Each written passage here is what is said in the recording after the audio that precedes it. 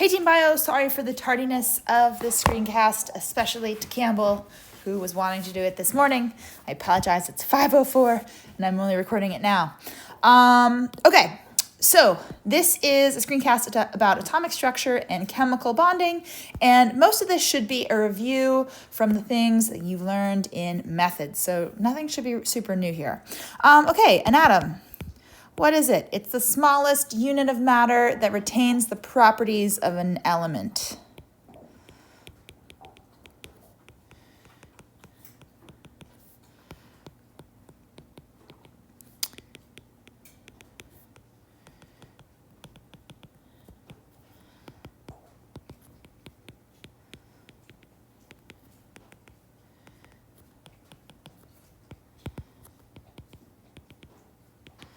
I guess that begs the question, what are the properties of an element? And we'll be answering that. Okay, so an atom this is an image of an atom. It is actually helium. Sorry, my dog is chewing a bone in the background, so that's the background noise. Sorry if it's a little bit annoying. Okay, an atom is composed of three different types of subatomic particle. Subatomic particles.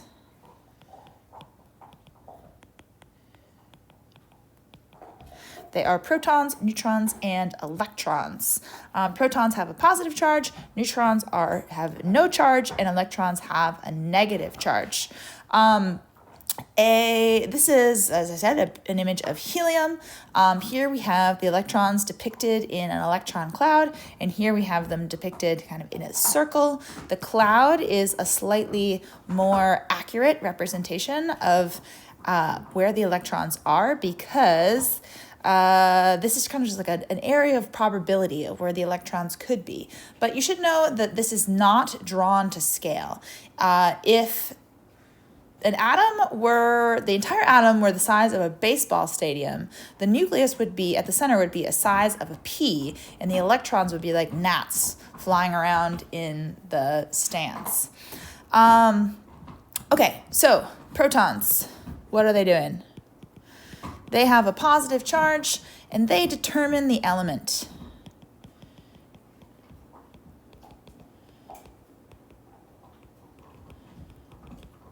If you change the proton number, you change the element.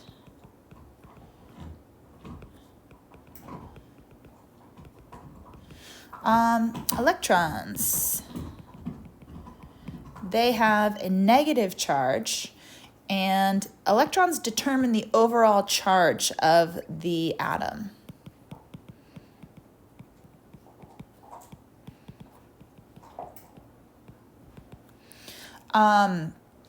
If the electron number is equal to the proton number, this is a neutral atom. But if the electron number is not equal to the proton number, it can either be more or less. This creates an ion. Ions can be positive if they have more protons than they have electrons, and they can be negative if they have more electrons than they have protons. Okay, and then neutrons determine the stability of the nucleus.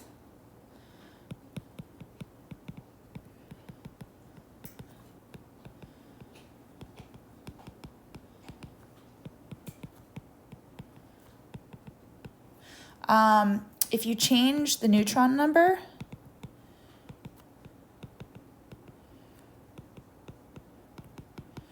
then you change what we call the isotope. So let me give you an example of that. Okay, so here we have a table with three different isotopes of carbon. Carbon-12 is the most abundant form of carbon that we see in the world. 99% of all the carbon in the world is carbon-12. Carbon-12 has a proton number of 6. If we were to change that, we would actually get a different element. A neutron number of 6, so they're the same numbers of protons and neutrons. Total mass number of 12, because we add these two together to get the total mass of the atom. Electrons really don't add any mass. They're so tiny. But we also see different isotopes of carbon. If you add a neutron to this equation, then you get what's called carbon-13. A little bit less than 1% of the carbon in the world is carbon-13. It has 7 neutrons, 6 protons for a mass number of 13, and then 6 electrons if it is uncharged. And then the remaining carbon in the world, or maybe that's not true, maybe there are other even less frequent isotopes of carbon, but the next frequent isotope of carbon is called carbon-14. It has 8 neutrons. This, for a total mass number of 14, this is a radioactive isotope.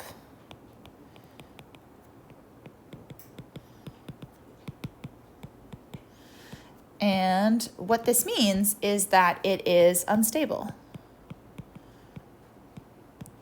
And over time, it will decay. And in the process of decaying, it will release radiation. There are 3 different types of radioactive radiation. We're not going to talk about them here, but you'll talk about them next year in chemistry. Okay, this radiation that radioactive isotopes emit when they decay is dangerous, but it can be useful. We use it for dating fossils. Or biological research.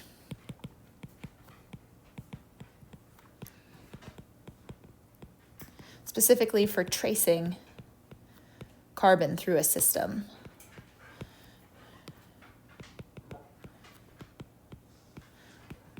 And not just carbon, I guess I should say, all radioactive elements or isotopes can be used for this tracing feature. And then we also use it sometimes in medicine.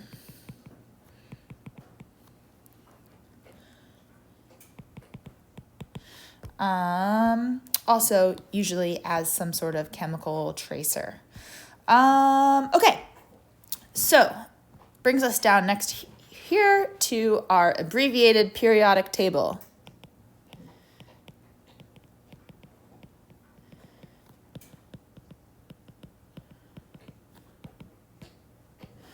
Okay, this periodic table shows us the first, I guess most of the elements that are important in biological systems. We have the 4 most abundant elements, which are hydrogen, carbon, nitrogen, and oxygen, all shown here in green. Okay, we're seeing this circle type shell of the electrons, and you should know that each shell contains electron orbitals. So, and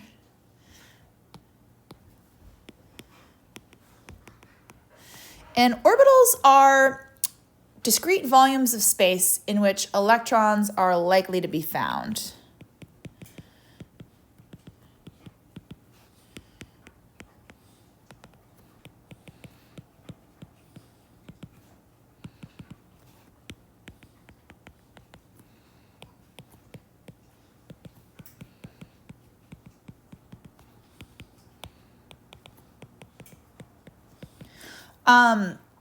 And each orbital can hold 2 electrons.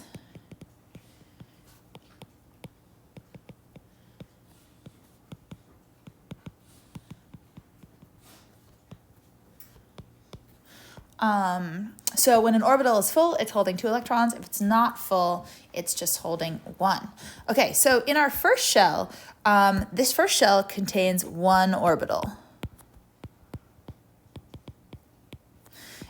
So hydrogen is an element that has one electron, and so its outer shell is not full.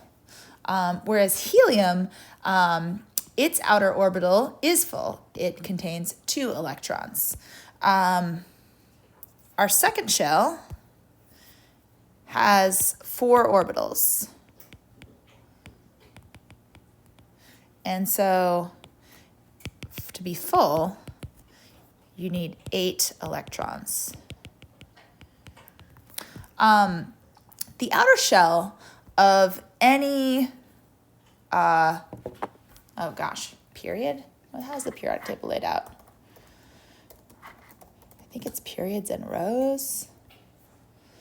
I should know this. Oh, periods down, group is over. Okay. So as you go across a group, so this is down a period, across a group. Where am I going with this? I've kind of lost my train of thought. Okay. Okay, so if we were to look at, for example, beryllium, the outermost shell is called the valence shell. And it determines the chemical properties of that element. So atoms whose shells are not full, they tend to interact with other atoms in ways that allow them to complete or fill their valence shell. So chemical interactions that donate and receive or share electrons result in atoms staying close together, held by interactions that we call chemical bonds.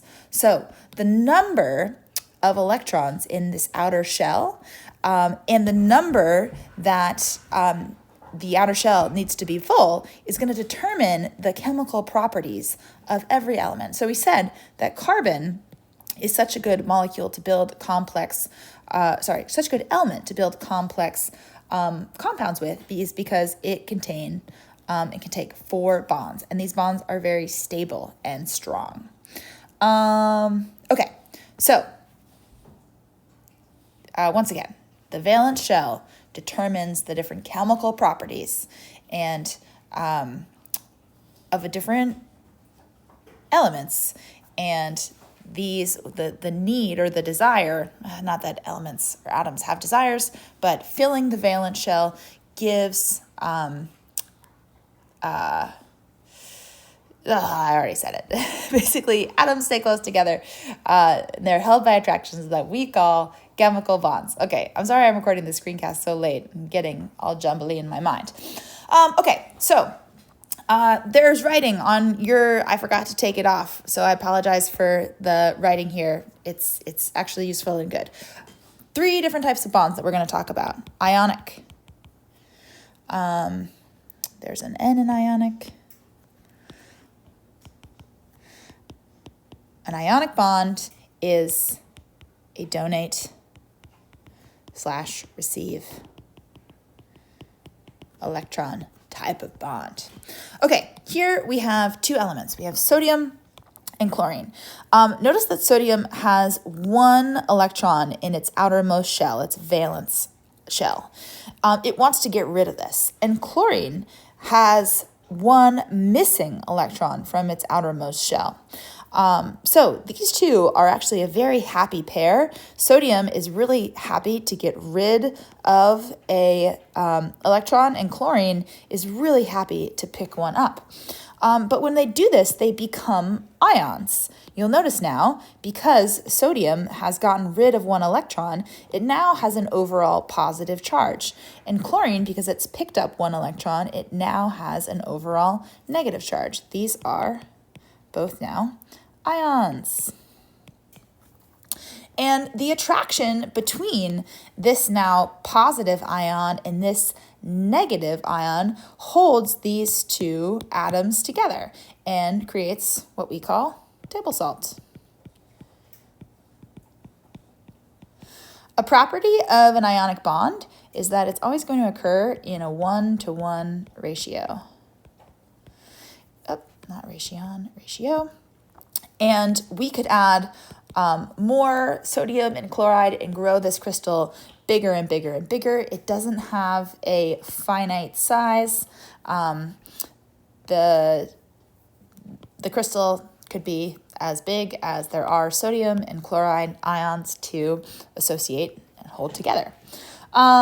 The strength of an ionic bond depends on an environment. If you have a dry crystal of table salt, of NaCl, it would take a hammer and chisel to break it apart. But a crystal in water would quickly dissolve. And we're going to talk about the reason why these bonds can be so strong in some contexts and relatively weak in other contexts. Okay, so those are ionic bonds. They form between two different ions. Okay, a covalent bond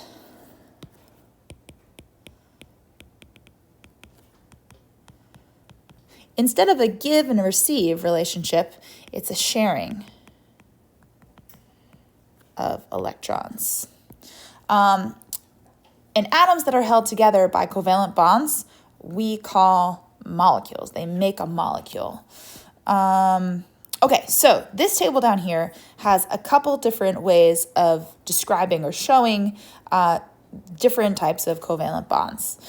Here's the molecular formula, this column here.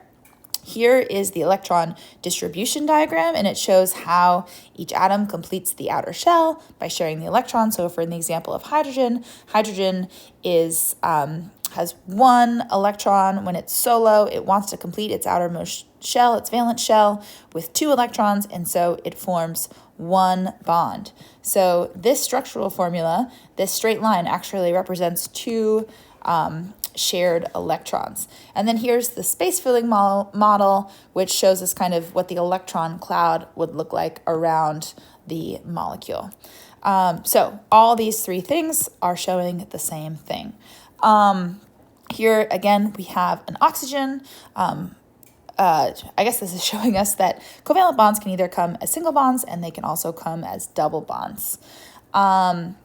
We've talked about the structure of methane and how these bonds between hydrogen and carbon are non-polar. These three top molecules are all non-polar bonds. A non-polar bond is going to form when the electronegativity difference between two atoms is small or zero. When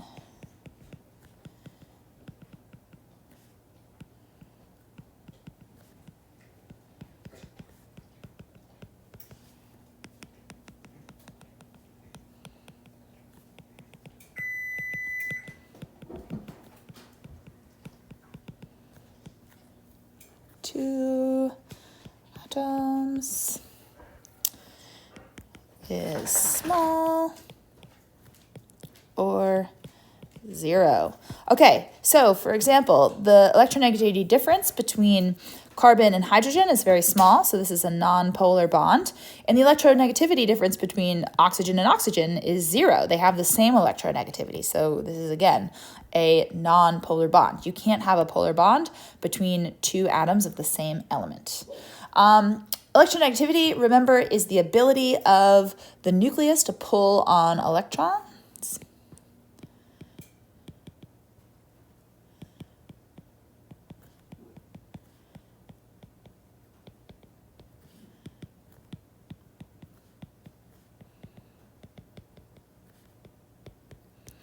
And the trend across the periodic table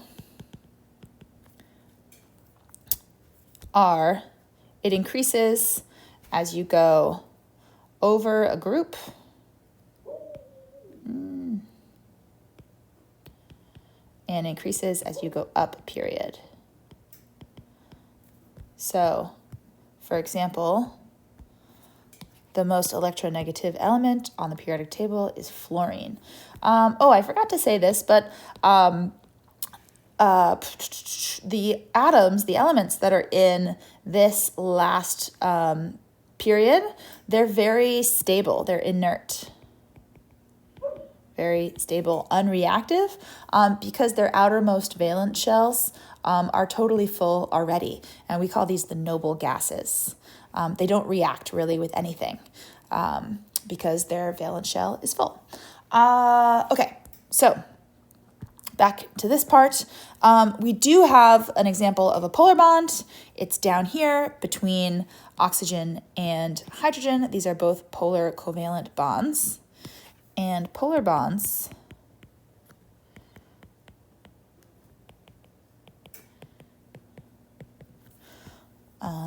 form, I'm just going to copy this, form when electronegative difference between two atoms is large.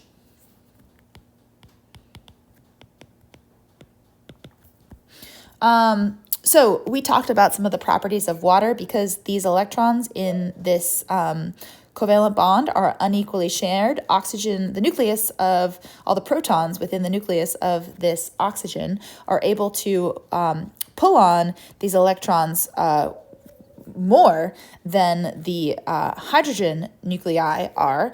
And so we see kind of this aggregation of negative charge around the oxygen and positive charge remaining on the two hydrogens as electrons are pulled towards the oxygen.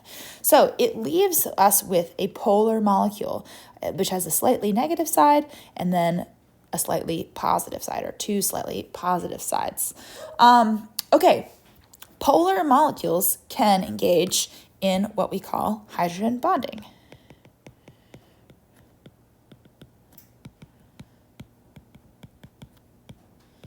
A hydrogen bond, in this case, it is an intermolecular bond. It's between different molecules, and it is an association with the negative side of one molecule with the positive side of another. In terms of bond strength,